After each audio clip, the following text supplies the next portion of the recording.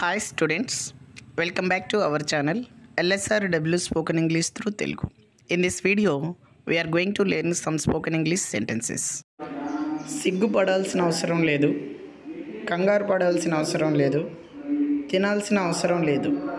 ఇలాంటి మాటలను మనం ఇంగ్లీష్లో ఏ విధంగా చెప్పాలో ఈ వీడియోలో మనం నేర్చుకుందాం స్టూడెంట్స్.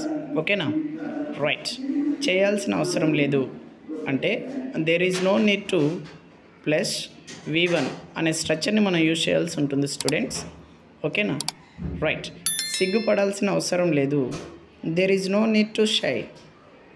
కంగారు పడాల్సిన అవసరం లేదు, there is no need to panic. తినాల్సిన అవసరం లేదు, there is no need to eat.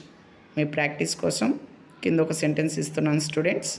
ఇచ్చిన సెంటెన్స్ని పైన ఉన్న స్ట్రక్చర్ని యూజ్ చేసుకుంటూ కామెంట్ బాక్స్లో కామెంట్ చేయండి స్టూడెంట్స్, ఇంగ్లీష్లో ఏ విధంగా చెప్పాలనే దాన్ని. ఓకేనా? రైట్.